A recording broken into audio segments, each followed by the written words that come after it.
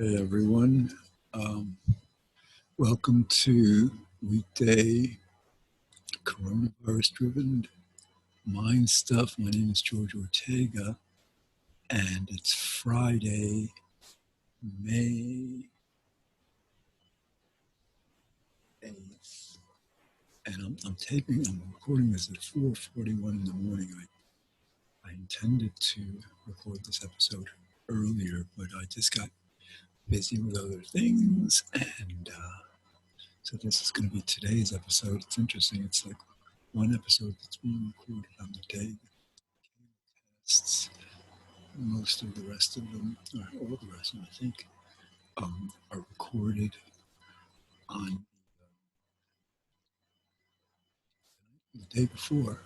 Anyway, so I got to talk softly because it is 4:40 in the morning, and I haven't gotten any sleep yet. I'll probably get to sleep by 5:30 because I've got to process this, then upload it to the internet so that I can send a link to the studio so they can pull it down and show it later today at 5. So I thought I got this background. It looks kind of nice. There's a free site called Unsplash, and you just get different images there. And it's interesting how the paintings, still appear on the wall, on the white wall, and then that rug. So I hope you're having a good day. I hope this is coming out loud enough. I think it is. Let me just. Okay. I really should talk into the mic to make sure this is recording well because I am whispering. Oh, look at that! What happened? I lost my background. Look at that! Whoa! Hold on. I think I'm going to hold it. The mic to improve. This mic is gives you better sound quality than the. It's fun. Than the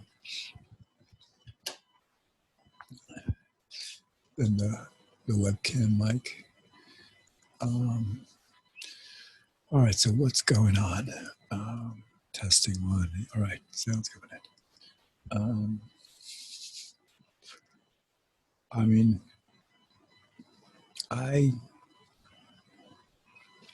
Some good things are going on, happening in my life, and I'm not going to talk about them because sometimes when good things are beginning, I guess you want to protect them somehow. Just you don't want to talk about them. It's like they're too precious. So I will not talk about them. At least not right now.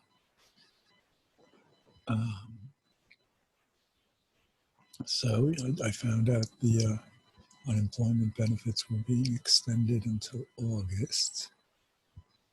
And they'll probably be extended again after that and after that. And it's interesting how people have not really yet grasped the nature of this change. That because so many people are out of work, the world's going to be changing so fundamentally. Not just that, because we can no longer afford pandemics like this. So it's going to be interesting to see what happened to the background. I guess if I get really close, look at that, it's just going back and forth. I don't know what to do about that. Maybe I should just eliminate the background and just do the, there we go. Okay. So that's a little better, I guess, maybe. I don't know. Anyway. So yeah, this is a new world, and it's going to take a little while for everyone to realize this. Essentially, what's happened is that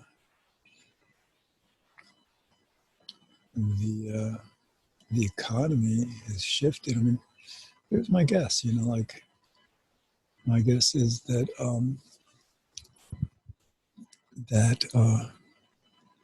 what happened after the Great Depression when FDR took power, was elected for the first time.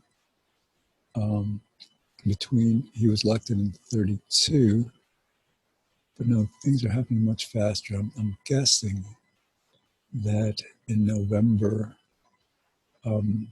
Trump will be out and many Republicans will be out, unless, the only way I think they can survive is to really take part in a massive jobs creation program. Because again, this week the unemployment claims rose from about 32 million to almost 36 million, and so I don't know if they're going to go higher over the next weeks, but I've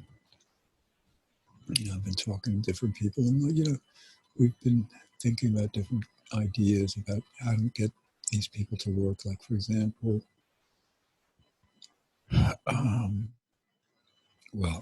there's a lot of areas that they could work. And it's interesting. It's like some people that I talk with are very worried. I tend to be an optimist, I think, because I understand the nature of the changes that are happening. Some of us are a bit less, a lot less optimistic. I guess people think that our world is going to devolve into anarchy and in the streets. I don't know, or that it's going to be a big brother system that that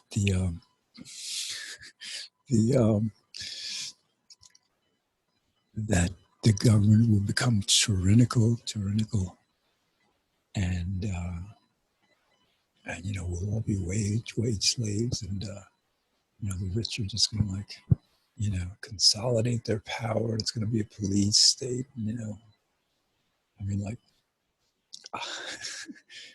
I don't see that happening. I just it's just that because sometimes people will draw. The United States is a lot different than many countries. In other words, dictators can take over other countries. It's not that easy to take over this country, and because we're not going to give up our democracy. That's the reality. So, and the thing is, worst case scenario. Okay, Trump gets reelected. Okay, again, I that's that's not going to happen, because the only way he got elected to begin with was because people were so convinced that he was going to lose, and people were so I was we're taken by surprise. We had no idea that so many people were disaffected. Well, these same people are still disaffected, and but now then a lot of them are disaffected and out of jobs, and in danger of losing their health insurance, and in danger of the next pandemic. This is changing people. Staying in, people beginning to understand. Yeah, we just can't do whatever we want on the planet without suffering consequences. Most people haven't made the connection between the farming of animals and this pandemic, but in the next several months, certainly this next year, they will, and people will conclude that in order to be safe, we have to end factory farming. And then, sometimes I frame this in terms of Republicans or Democrats. And so both parties really, really need to be reformed. For example, I think it's a senator from New Jersey, Cory Booker, is running for president. I just saw an article where he proposed legislation that by 2040, we're going to eliminate factory farming. Now, I don't know if that's a strategic announcement to just float the idea out there, But I mean, like, that's absurd. In other words, like, if factory farming is the reason we're in this crisis, this coronavirus time of distancing, economic shutdown, society shutdown, um, he expects us to wait 20 years before the threat of future pandemic is addressed. And we don't have time for that. I mean, like, I think as we move out of this, people are going to realize, yeah, no, if we're going to be safe from future pandemics, we have to end factory farming as soon as possible. And it may end within a year or two. Like, I've been promoting the idea that if we pump 10, 20, 30, 40, 50 billion dollars into the cultured meat industry, and I've done shows about this before, that we can end factory farming of animals just all over the world. I mean, this is going to have to be a world effort. In other words, like, it's just like climate change. It's climate change. If we do all we need to do, but China doesn't, then that's not good. If they do everything they need to do, we don't do what we need to do, that's not good enough. So with this animal farming, it's going to have to be a collective effort to transition everyone from either animal raised meat, fish, dairy, eggs, to a vegan diet. I mean, to just, like, plant-based meats, these fake meats, which are, they've got protein and all, they're just not real meat. Or, to the cultured meat. And again, the only way we would do that anytime soon is if we pump a lot of money into it. And I think probably, $10 billion is probably more than enough to just, like, fast track the research, so we get these products to market in, let's say, 2-3 years. I mean, this is all guesswork, but I mean, think about it. At the current rate of development in the field, in the industry, the industry just started in 2013.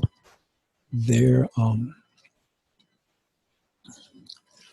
the current rate of research, of investment, it probably would take 10 years or longer to get these products to market, because the best funded company, there's a $1 billion company called Just Foods that was originally focused on plant-based meats, like the Impossible Burger, things like that. They have their own products, like they have a mayonnaise without eggs, it's called Just Mayo. But they're beginning to invest in clean meat.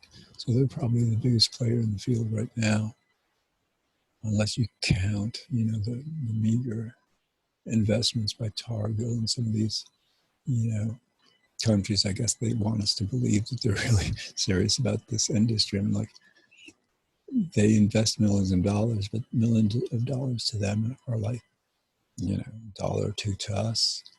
So, of the 40, 50 startups that have been created over the last 7 or 8 years,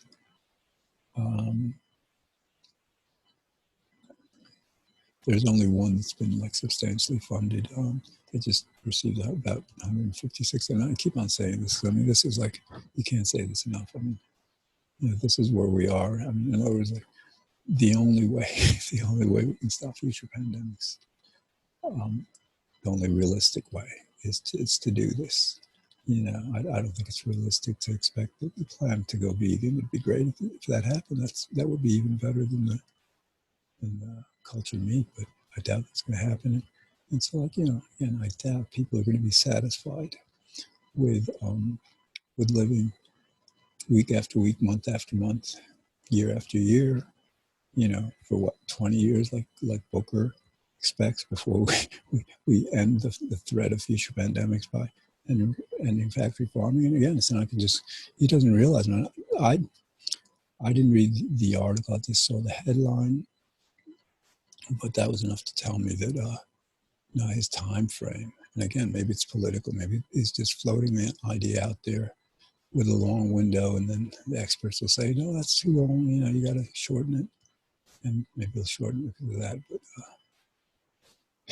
But so anyways, like, yeah, the top company has only received $156 million. And this is more money than all the other companies are working with altogether, I believe, if I'm not mistaken. And I think the name of the company is Mosa Meats. But, so think about it, like, there's probably less than $300 million invested in this entire field. And imagine ramping that up to $10 billion. You'd have so much more research going on. The research would be so much better done. I would imagine universities could get grants. Their biology departments could get grants, so their graduate students could be working on this. There's a lot, in science and technology and biology. Sometimes it requires a lot of expertise in various, very specific fields, but other times it's just a matter of conducting the experiments, running the tests. And this is something that often doesn't require, top-notch. But actually, having said that, because this field right now is so nascent and so fringe in a way, clean meat, people, it's a new industry.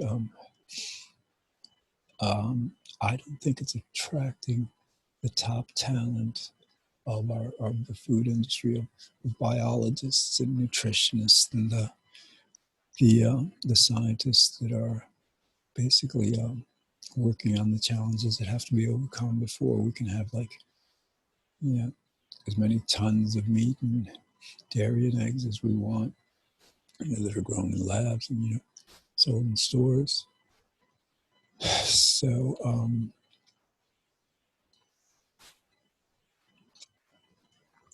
so like, if you get top talent coming into this field, and a lot of that should do it. I mean, like, even like, because this is so important, people who are working on other issues in biology and even in medicine, because medicine and biology, it's kind of, these fields are very, very interrelated. It's just cell duplication.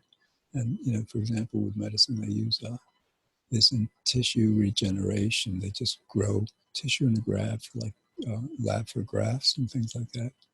So it's a very similar technology. And I'm guessing that if we get the top talent by paying, a lot more people, by paying the top talent, throwing them away from the less important work they're doing now, then 2-3 years probably. I mean, let's say we start spending the money toward the beginning of next year. Again, this is assuming Trump is no longer in office, but even if he were in office, I keep telling people this is not about him. It's not about Biden. It's not about us. It's about what needs to be done. And neither political party is strong enough. No person is strong enough to prevent what needs to happen from happening. That's the nature of, well, the American people and our democracy and our standard of living. I mean, like, people have been accustomed to jobs and relatively comfortable lives, which, actually a part of this may have to do with a kind of, there's been amazing, and I've got to, like, Google the exact number, but I've read that, for example, the top 7 or 8 people, richest people on the planet, own more wealth than the bottom 50 combined. And there are other figures like that. I should dig them up and try to talk about them here. But I don't think that's any longer sustainable. you know, I mean, I'm not an economist. You know, it's just that like, you know, after the Great Depression, that's when we created Social Security. And when that wasn't enough, we created Medicaid and Medicare for health insurance. That was in the 60s. And we have a standard of living that the politicians, the Trump, the Republicans, the Democrats, you can't, when people are really poor, it's pretty easy to keep people poor because unfortunately that's what our world has been around about for decades. You know, sometimes richer countries keep poorer countries poor so that we can get cheaper products, you know, cheaper labor. And, you know, this is something politicians and the media don't talk about much, but, you know, that our trade policies are designed, for example, to charge higher tariffs to poor countries. You know, we give better deals to our trading partners that are often richer countries. So it's our economy, our world economy is just extremely unequal. And again, I'm not an economist, so I don't know what the specifics of what will be done are in jobs creation and things like that. But it just, to me, it simplifies the matter by comparing it to what happened after the Great Depression. You know, FDR created the New Deal. You know, again, Social Security works a works bill, just like he put a lot of like people to work, artists, construction workers, writers, across the board, and that's what that will happen. And the other thing is like, you know, this world is becoming a bit so surreal that I mean, I've heard millennials talk about eliminating money. I can't, you know, fathom that. But some of these guys are sharp. Some of these guys are thinking outside the box. And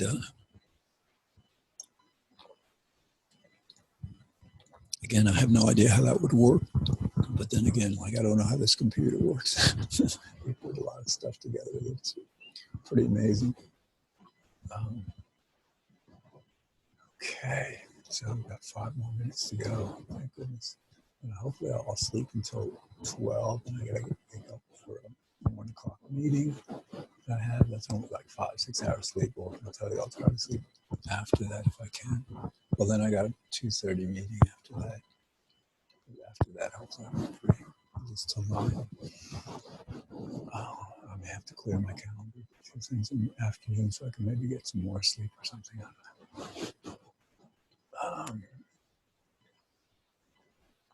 So yeah, the thing about the times that we're in right now is that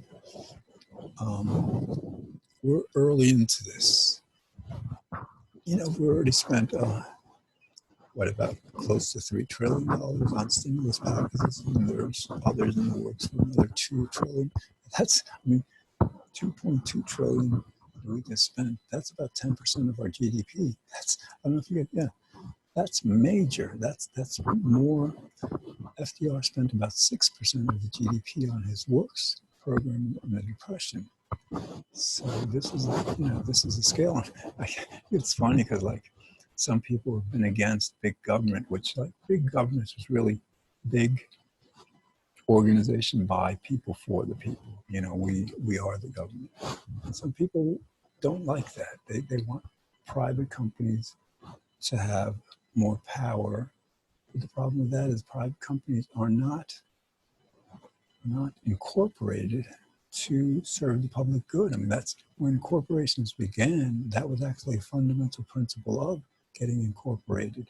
They get a lot of breaks, a lot of, you know, they get immunity from prosecutions as individuals when they do wrong. I mean, the corporate structure is designed to give organizations a, you know, advantages in many ways, but that was in return that the corporation is supposed to serve the public good. That's no longer the case.